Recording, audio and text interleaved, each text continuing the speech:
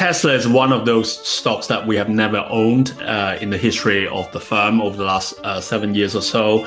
And it's one of those stocks that I would have to say that I never really got to the bottom of. The current tech industry versus 2000. And I think people are comparing now to 2000 and wondering to themselves whether or not it is in a bubble like we saw 20 years ago.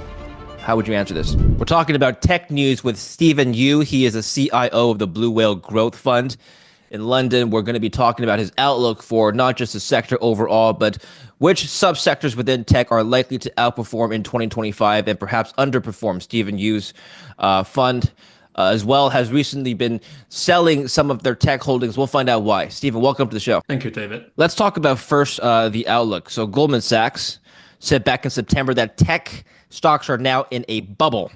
People have been calling for a bubble for many years. The exact analysis is not absolutely new.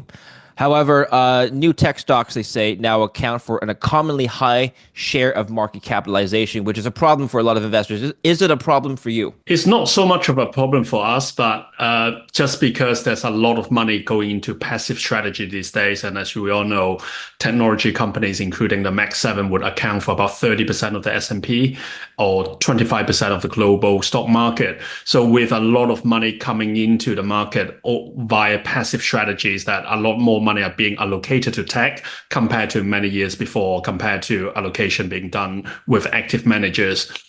I think the history for us is we run a global strategy with about 25 companies, and we have always likened technology companies over the last 7 years. And what I would say, though, is the opportunity set within the technology domain has evolved over time. And obviously, I'm sure we'll go into some of the names later.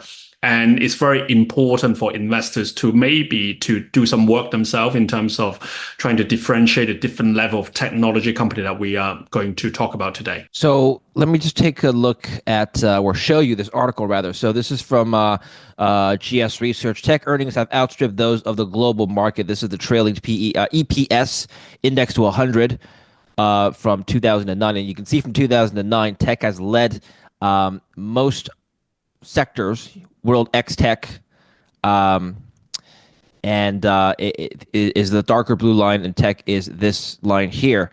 And it says here, investors should look to diversify exposure to improve risk-adjusted returns while also gaining access to potential winners in smaller technology companies and other parts of the market, including the old economy, which will enjoy the growth of more infrastructure spent.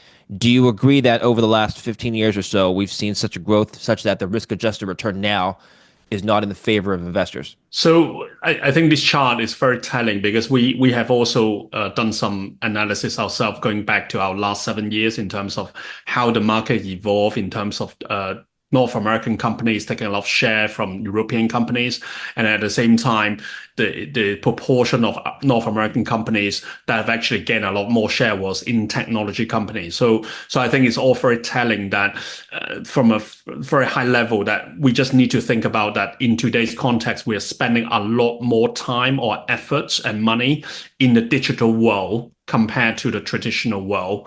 Especially before the pandemic. So then just imagine majority of these companies would be technology company, either Zoom, Microsoft Teams, Google, YouTube, or maybe shopping online, Amazon, all that stuff. So we are spending a lot more time and money and time within the digital world. So it all makes sense.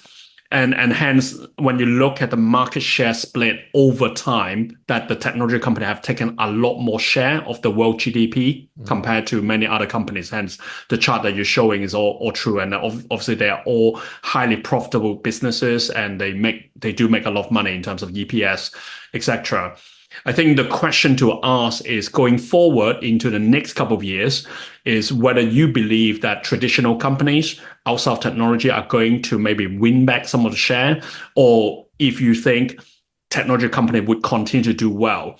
So from our perspective, that you need to then go into the nitty-gritty in terms of differentiation among the different technology companies, because obviously when we look at artificial intelligence, which is a big theme today that we really like, there's also differentiation between companies that could end up being a loser on the back of the generative AI capability versus the winner who was providing the capability within that domain. So that I think that's going to be more differentiation going into the next couple of years. But if you ask me, where do you make the most money? It would probably be still within technology companies rather than outside of technology. You brought up the keyword, which is that companies are still generating EPS.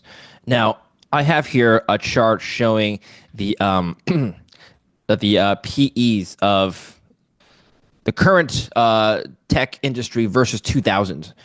And I think people are comparing now to 2000 and wondering to themselves whether or not it is in a bubble like we saw 20 years ago. How would you answer this? So, I mean, according to look at the chart that you're showing here, it's definitely the valuation has gone up. It's not as high as the peak that we have experienced at the time. And what I would say though is, if you look at specific companies, right? So let's go into the nitty-gritty a little bit. When I look at the NVIDIA's valuation today, 1 year P ratio, which would be similar to the chart that you're showing here, but forward looking over the next 12 months, that NVIDIA is trading at about 30 times earnings from today's context. But when I look at, which has been widely quoted, I think some time ago, was about Cisco, which would formulate part of your chart here at the time. And I look at up Cisco's forward 12 months PE ratio back in March 2000. So before the tech bubble went bust, Cisco was trading at over 130 times earnings. So what I'm trying to say here is, technology company today, while it's a bit more expensive compared to the last 10 years, but because of the business model being very robust, at the same time, they are actually proven businesses that we are spending money and time with, that they are highly profitable. So when you look at the valuation, yes, it's a bit more expensive, but then at the same time, they are equally generating the profit that the chart that you've shown earlier, and hence the valuation is less expensive compared to during the tech bubble. And obviously, if you then go back in time, think about the tech bubble era when I was actually studying at the time, is I remember that it would probably take me an hour to check out from Amazon with 2 items in my basket. So hence, like, with that kind of context, like, not many people would be spending money or time living in the digital world. But today, like, you can watch YouTube, you can play games, you can socialize with your friends, you can use Teams or Zoom, and there's a lot more things that you will be spending money and time with, and it's actually working quite well as well. So the time is very different. And the other thing, which I'm not trying to probably offset, go outside of a current conversation, but even if you look at AI, artificial intelligence, which is very important today, from our perspective, is while you can talk about different models that's going out there, doing the training with different data set, but I would say that building up the AI capability today is a lot easier than building internet infrastructure 20, 30 years ago. Because if you think about, at the time during the tech bubble period or 1990s, the internet speed was really slow, right? Like, we would be kind of tied with our PC at home to dial with your modem, and the speed is very slow. And then by the time you get to 3G with the mobile was good, but then that was before the introduction of a smartphone by Apple. And then by the time you get to Apple's era, which is late 2000, and then with the 4G, with the 5G, with now the fiber, and you can do a lot more things with internet or online these days compared to before. And of course, as far as artificial intelligence training of the models are concerned, it's all about data. And today we have all our data, if not all of our data, will be majority of our data, whether it's work, company data, or personal data, will be online. Online means it's in the cloud. And then once the data is available to the big tech company, they can easily train on those data, which wouldn't be the case 10, 20 years ago. So I would say that if AI arrived 10 years ago, it wouldn't be as significant as where we are going to head from here, just because the availability of data in today's context is very easily accessible by some of these big tech companies, and they could make use of that and come up with some use cases. So you think the timing is actually right this time? This is exactly that where AI is going to probably the trajectory of improvement or the changes in our day-to-day life would be a lot quicker compared to how Amazon started or how Netflix started.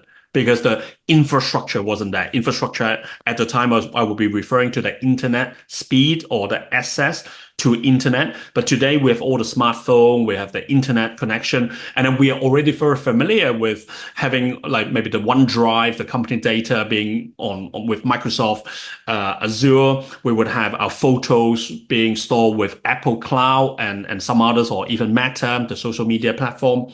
So there's a lot of things that's already make it easy for all this AI company to come up with certain applications or analytics on the back of that. So Well, we have make it easy for them. So yeah, you're right. The time is perfect, and that's why this is more real than what we have seen in the 1990s.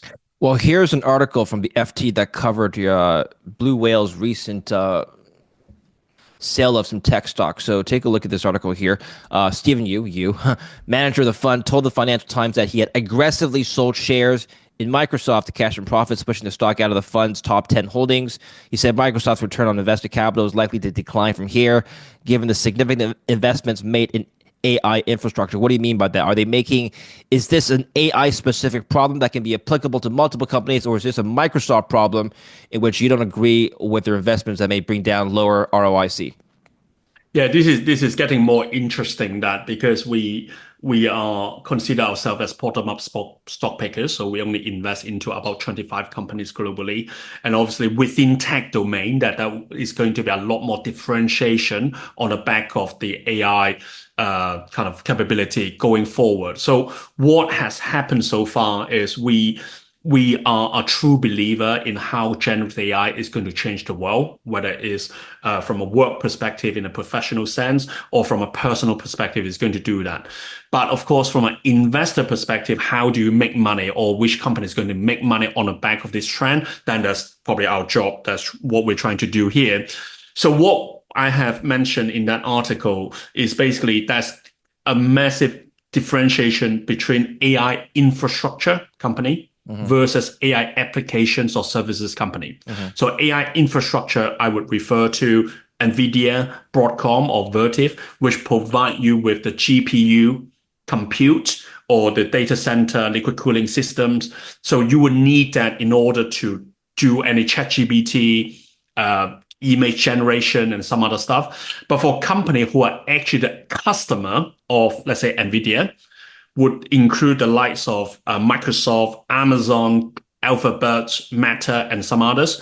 They are spending a lot of money with NVIDIA GPU or Broadcom's in-house GPU, right? So they are actually shifting a lot of the free cash flow, when we look at valuation, to translate that into the revenue of NVIDIA or Broadcom. So what it actually means is if you go back in time just using Microsoft or maybe I will come back onto Alphabet shortly as a proxy, when Microsoft was selling the software on a CD or DVD many years ago, 7 years ago, that we only need to pay the money once, and then we buy the software, the Windows, the Office, and it will last for a couple of years. But what Microsoft have done over the last 7 years is they transition into cloud, right? So now we're paying a subscription fee, about $30 a month per user. And you can use the OneDrive, Teams, Outlook, and everything else.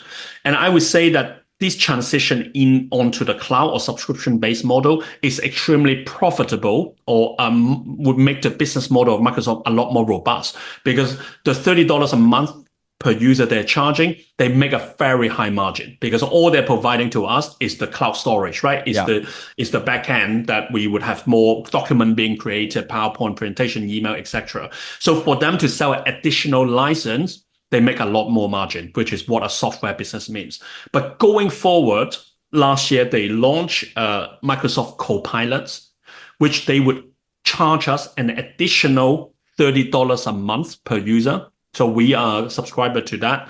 Anyone can do that. And then obviously Copilot would means that they would help you to maybe automate certain tasks, maybe improve your email, come up with certain suggestion, etc. and they're charging us $30 a month per user. So, okay, so theoretically, that should be incrementally positive. However, the difference this time compared to last time is they need to pay a lot of money to external supplier, which at the moment would be NVIDIA. So previously, they never need to pay anyone else to offer us the $30 per user per seat to access to their software. But as far as Copilot or AI applications are concerned, they need to pay NVIDIA or Broadcom in order to offer that capability, right? It's about training of the model, about inferencing of the model. And if you stop developing your application, means you stop spending money improving the trainings, then your output will be less good. So if I give you another example, which is Google Search, which we're all familiar with, Google Search have got a 90% market share as far as the last 20 years is concerned, right? Since the tech bubble gone bust. But then if you look at what ChatGPT is doing, it's actually very good. I mean, a lot of people are using ChatGPT, about 200 million people a day.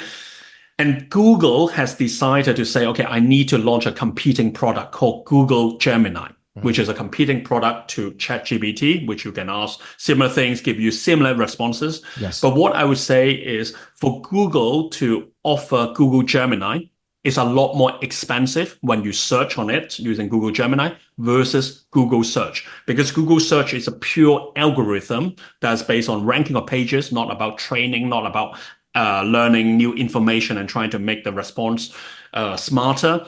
And it's going to be more costly for Google Search to offer Google Gemini.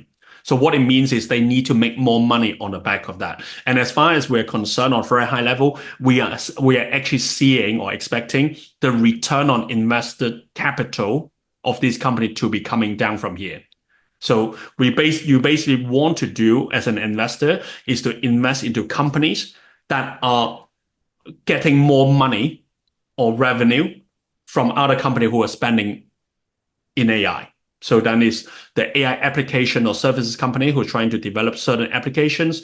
They're spending a lot of money investing in the AI, and you want to be on the receiving end of that spectrum. So that is the view that we took, and hence we are significantly underweight Magnificent Seven, with the exception of NVIDIA, or we actually are very negative, or we have a slightly cautious view about Magnificent Six outside of NVIDIA. You actually mentioned this in a prior interview with the FT. Outside of NVIDIA, we are increasingly less positive on the other six, right? What you just said, the capital intensity of these stocks is going up significantly because they are spending a lot on AI infrastructure. Stephen, I'm wondering how one today would assess the potential return on investor capital of any spending on AI infrastructure, given that the monetization of AI today is still a relatively new sub-industry. I think that's exactly the point that I was trying to share is you can't. You can't really. So we obviously, I mean, as a bottom-up investor or analyst, that we consider ourselves a business analyst. So we do a lot of analysis, financial modeling, trying to budget in, okay, how many people are using Microsoft Copilot? Okay, they're charging us $30 a month per user, and you try to work on the numbers, right? And then you try to marry that with the amount of money they have spent in terms of capital expenditure in AI over the last couple of years, or going forward, they will be even spending more money. Is very difficult because at the moment, while we are seeing certain signs in certain domain that, okay, yeah, as a software developers, for example, a lot of coding can be done by GPT or GitHub Copilot and some other stuff. And hence, when you look at the job market for software developers, especially on the junior end, is actually quite tough. Because like for big company nowadays, you just want to hire people with experiences in software developing domain, but then you don't want to pay too much for the junior end because you can use GitHub Copilot to do some of the coding yourself. So there's already certain things happening. But I think the ultimate game here is the similarity that we're seeing alongside the tech bubble is for AI applications company who are trying to develop AI applications. That's going to be, at the moment, we are seeing a bubble that, especially when you look at the VC market, there's a lot of money going into startup, thinking that they can develop some sort of AI.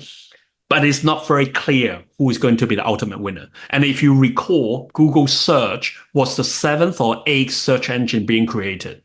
Mhm. Google search wasn't the number one, what wasn't the first one, right? It wasn't the market leader, but then it ended up improving on the algorithm in terms of ranking of pages, which other Yahoo or Alta Vista haven't embraced that, and then they basically kill all the competition. So then the question is like, could you have foreseen that in the 1990s that Google search was going to be the most dominant one? Mhm. Even Bing.com didn't manage to get too much share over the last many years by Microsoft, and it's very difficult. So hence, I think from our perspective, that we would rather invest into AI infrastructure company that is going to be a true winner, right? Everyone is going to spend money Right. with NVIDIA or Broadcom first before they have a chance to enter this race, this AI race. Like if you don't spend the money, if Google tomorrow decided to say, okay, we don't want to spend more money developing Google Gemini, they're gone. Then you only have ChatGPT or Perplexity or some other applications who we would end up using, and then Google will be losing that user part of that user cohort. Okay, so what are you doing then with the additional capital that you've raised by selling some of these holdings? So we do like so within the AI infrastructure we do like Broadcom, which is a recent addition over the last 6 months or so. And if you have followed the news, that Broadcom is now the eighth $1 trillion company. So it's recently they have got a contract with like Meta, Microsoft.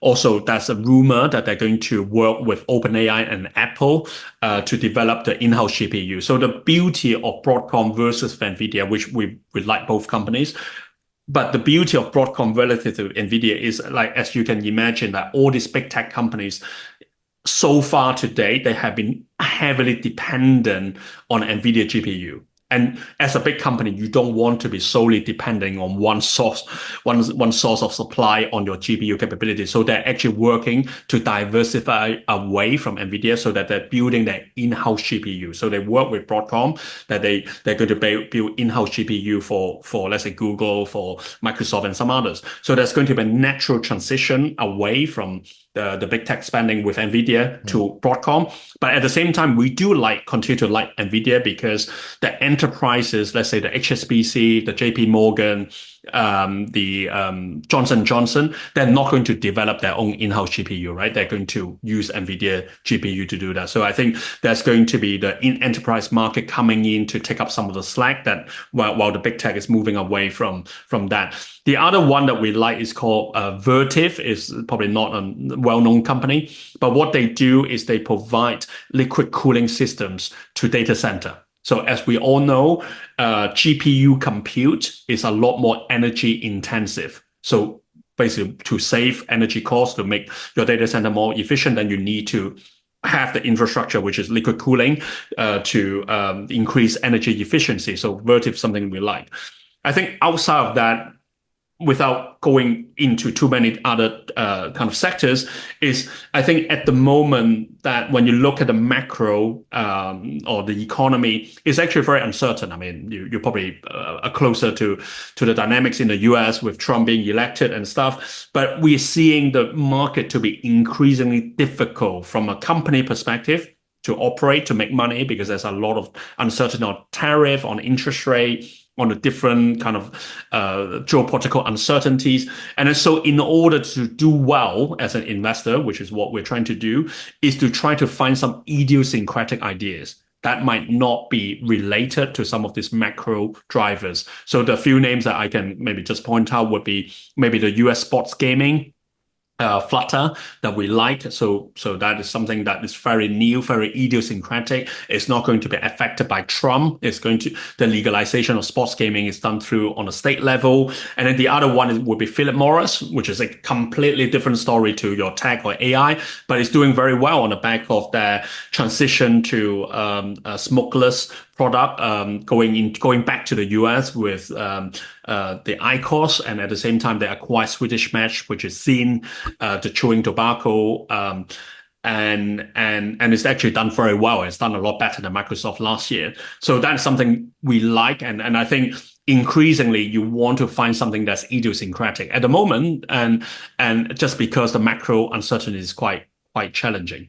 This brings the question of whether or not NVIDIA is still worthy of a buy. You said that you would, release some of your holdings of maybe some other Mag 6, should we say. Is NVIDIA still worthy of a buy right now at $143 a share? I'm looking at my screen right now, according to most sources, over a 54 trailing PE. Yeah, so the one thing that we would say that our journey with NVIDIA is we started investing into NVIDIA only back in June 2021, not that long ago, only 3 years ago. And at the time, NVIDIA's market cap was at about $500 billion. And obviously today it's over $3 trillion. But the valuation back in June 2021 was a lot more expensive than NVIDIA today, because at the time that we didn't have generative AI or ChatGPT.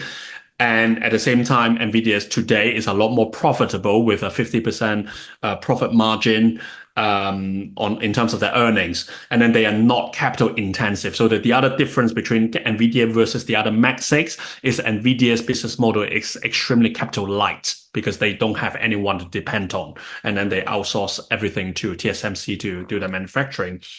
I think the one thing that I would say on NVIDIA is we like it. We have made a lot of money from NVIDIA. But then one thing, of course, from an investor perspective is you always need to ask, like, what level of outperformance or return NVIDIA is going to give you in the next 3 years. Of course, I mean, we would all have to accept that NVIDIA is not going to give you 100 to 200% in the next 12 to 18 months because it's a much larger company. At the same time, for NVIDIA to do well, you need to have the big tech companies or enterprises to come in to spend a lot more money with NVIDIA than the last 2 years.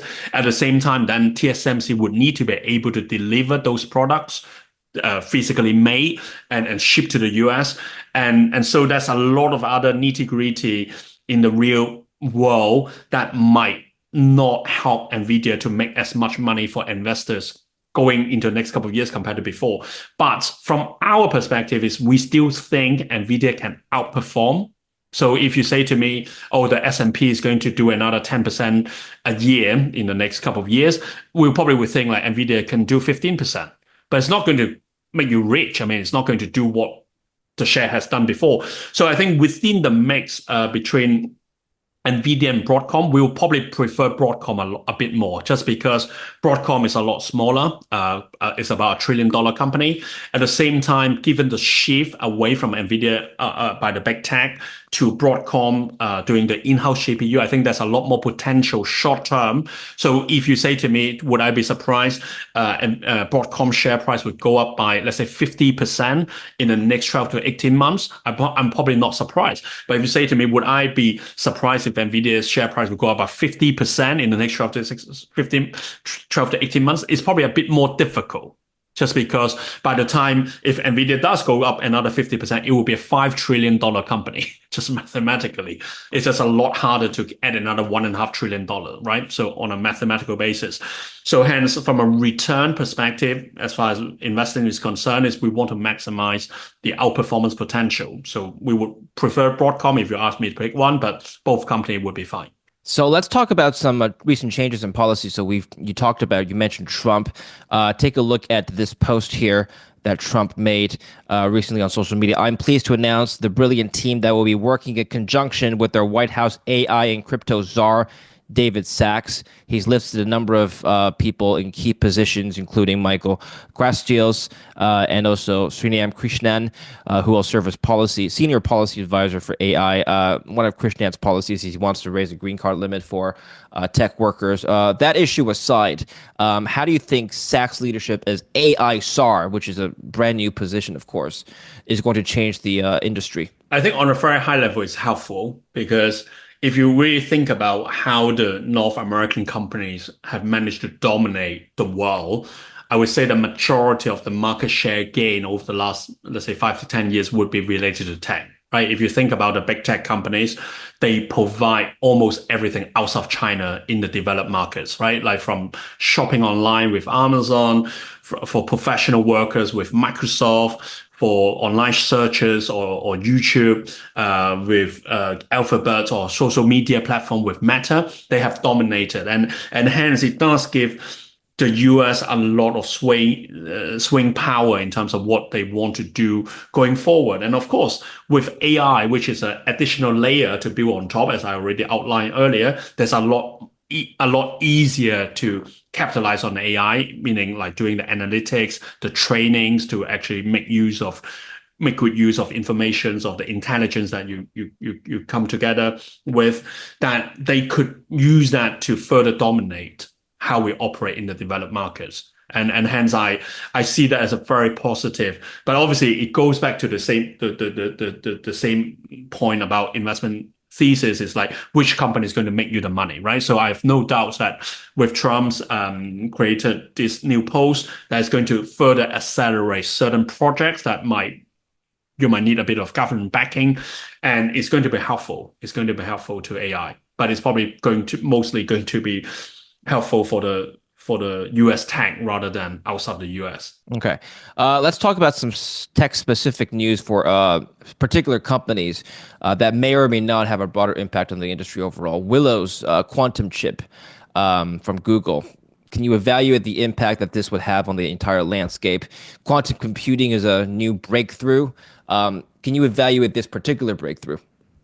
So firstly, I have to admit that I'm not an expert in quantum computing, but from what we have come across or our understanding is still at the very early innings. So at the moment, yes, the breakthrough is helpful, but it's very early days in terms of how that can translate into real applications that might change the world.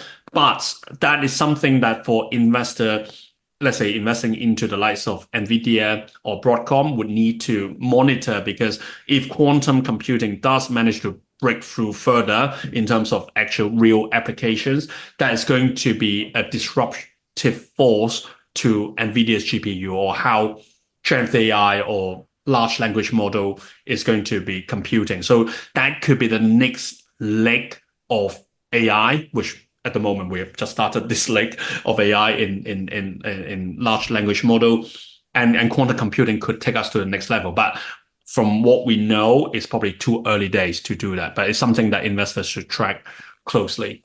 Okay. And do you think that quantum computing will be an initiative that a lot of other tech companies besides Google will be capitalizing on very quickly? Probably not quickly. Probably it would take some time. I would, if you ask me to bet, I would say it's probably 5 to 10 years away. Okay, I see. Let's talk about Tesla now. The shares have gone up since Trump's inauguration due to Elon's closeness with Trump. However, deliveries of actual cars have slid since it reported its first annual drop in deliveries in many years, actually, Stephen. So can you evaluate the valuations of Tesla and the future of the company? Is it more of a car company now, or is it going to be more of an AI or data company? What is the Yeah, valuation so based on is basically my question. Yeah, so Tesla is one of those stocks that we have never owned in the history of the firm over the last 7 years or so. And it's one of those stocks that I would have to say that I never really got to the bottom of. And the way that I reason how the shares has done so well, or the market value of the company today, is that that's probably going to be like a 50% premium, if not more, that you're betting on Elon Musk is going to be very game changing in terms of taking Tesla to the next level. Because if you look at any fundamentals, let's say how many cars they're selling, certain things they're doing, what sort of cash flow they're generating or will be generating in time, it just doesn't match up, right? If you ask me to bet against like a bubble, Tesla would be one of those. But you'll probably be wrong or get carried out by Elon Musk just because like he's a very smart individual. But there's a lot of premium that you have to put on Elon Musk in order to justify the valuation. Because even if you look at the free cash flow number, just on a very high level, Tesla is delivering about $5 billion of free cash flow on more than $1 trillion of market value. That is actually quite an expensive stock. But of course, I mean, that's not how Tesla is being valued at. And there's certain narrative out there to suggest that Tesla is so advanced with autonomous driving that if Elon Musk or Tesla managed to dominate autonomous driving globally, of course, Tesla could be worth $10 trillion, not $1 trillion. So, but you have to believe in it, right? At the moment, we are not seeing any signs. I haven't seen enough in terms of why they're more advanced than some other companies, and hence that's a big premium to pay to to invest into Tesla. So it's one of those stocks that we never truly understand. We couldn't convince ourselves, and on a very high level, that we would think Tesla is one of those stocks that one day it could burst, or maybe it will work out, but it's probably a draw for us. Okay. What do you think about China's forecasted EV sales? Already the biggest market for EV in the world, and whether or not this continuous trend is going to have impacts on not just Tesla, but any emerging EV company from the West that is positioned as a tech stock. I would say that, I mean, we do not have any investment in EV, but if based on our kind of research, that I would probably say that the Chinese EV car have got the most chance to dominate the world. So firstly, EV is a completely new technology compared to the traditional engine, and they started the journey a lot earlier than most other, let's say, European manufacturers, maybe outside of Tesla. And of course, they do have the scale. And of course, at the same time, if you look at some of the tier one, tier two cities in China, they do have a lot more infrastructure to support EV cars, right? Like we're sitting here in London, we don't have a lot. I think some people might want to just be a bit more environmental friendly to drive an EV car in the UK, but then you might struggle to drive a very long distance without finding another place to charge your car, and then you might end up not, I mean, spending a lot more time waiting for it before you get to your destination. So in Europe, I think it's a lot more difficult for EV to have as much as a big impact in China or versus the US. But at the same time, I think what I would have to say is like China is always known for that low cost technology to make something work for economical. And even with the tariff, I think in Europe or in the US, they could still remain very competitive. Right. So I would say that if you ask me to bet, that Chinese EV company would dominate most of the auto company in the near future. And EV is one of those things that they have cracked it, and European company have not. And I think outside of Tesla, you just don't have a lot of competition. But the market is huge. So hence Yes. Tesla couldn't capture the whole world. Okay, finally, I believe, and correct me if I'm wrong, but I believe your fund is also exposed to consumer staples and healthcare. What's your long-term growth theses for these sectors? So within the consumer staples that we are very cautious, but the only stock that we are in is Philip Morris, which we talked about earlier that we do like. Philip Morris is probably one of the best consumer staples company that we have invested into. All the other ones, we are a bit skeptical. The personal goods, household goods, etc. There's a bit of like a deflationary force coming in just because they raised a lot of prices during the pandemic on the back of pandemic or the inflation force. And nowadays, consumer discretionary spending are getting a lot weaker just because interest rates been very high, and then you have a lot of other things going on, inflation narrative as well. So we have less money to spend. We probably want to go with the cheaper products from the supermarkets directly, own brands. And then the other thing about healthcare is we are also very selective. The only area that we are in is within biologics. So we have two companies. One is Danaher, and the other one is Sartorius. So these companies, they provide the manufacturing equipment for biologics to be manufactured. So they work with the biotech company. And we do believe that with AI, it's going to accelerate drug discovery. At the same time, that over time, maybe in 10 years' time, not too soon, that we are going to have personalized drugs compared to before, which would be mostly chemical drug or synthetic drug. So we do think within the health care, which the one that we're in is medical technology. That within that will be biologics. That we do like it, but so far that sector Yes. have not done well. But we think it's going to do well going Stephen, forward. last question before we go. This is more of a hypothetical. So suppose, and I know this is not perhaps your view now, but suppose we were to have a crash in the tech sector on the same scale of the dot-com bubble that would not see the NASDAQ rise to its previous pre-bubble high for another 10 years, which is what happened in the early 2000s. What would need to happen, hypothetically, for this scenario to take place? Um, if you ask me to look at the composition of the market today, the listed domain, not the private domain, is I would say the chance for that to happen is extremely low. Extremely low would be, I don't know, 1%, Yes. 0.1%, or even lower than that.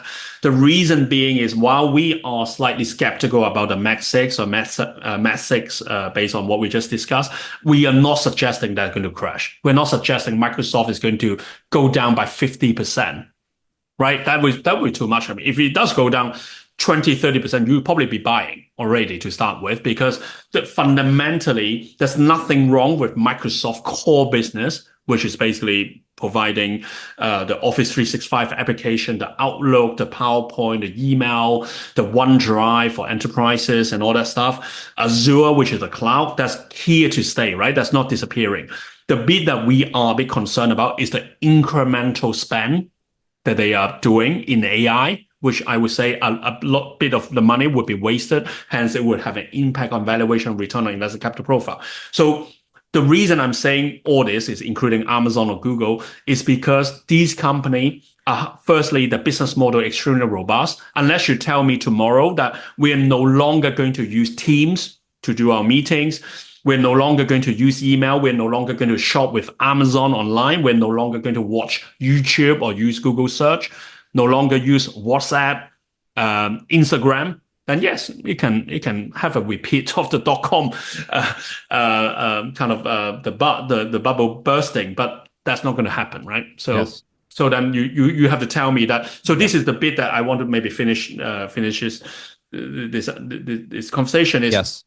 if you believe that we are at some point going back to the good old days or going back to the days that we no longer want technology to be part of our life, which I think you see that in Australia, they're banning people age under 16 to have access to social media accounts. That you start to see that because there's a lot of negative implication for kids or for the younger generation to grow up with social media, with the smartphone, and then you ended up not learning about new things, just being stuck with your mobile phone. So I think with AI, which is quite scary, there's a lot of things being developed that we have not seen that is going to happen. And that might be a time that we, as a human race or with certain governments, that we want to go back in time. We probably want to slow down technological advancement. We do not know how to handle AI. We do not want AI to be running the world, right? Like we still want to be in charge, but we don't know how to control it. And it could become too scary. And then the government as a collective, the G7 to say, okay, we need to slow down technological advancement. Companies are limited in terms of how much money they can invest into AI or applications that there's only certain applications that could be made available to a certain cohort of the population, not for everyone. If that's the case, which we can see that happening, not today, maybe in a few years' time, then yeah, I think that could have severe implication in terms of technology company on a very high level, including NVIDIA, including Broadcom, anything that would have done well so far. But I think that is the assessment of scenario that you need to work on. But of course, at the moment, it doesn't seem like we are even close to that conversation I being understand. started. Yeah, very low probability tail event. Okay, thank you very much, Stephen. Tell us where we can find more about your work and learn more from your fund. So if you want to learn more, just come to our website at bluewell.co.uk, and then you will find more information about the fund or some of the articles that we've written about tech, etc. Thank you very much. So I'll put the link down below. Make sure to follow Stephen and his colleagues there. We'll speak again soon. Happy New Year, Stephen. Thank you. And thank you for watching. Don't forget to like and subscribe.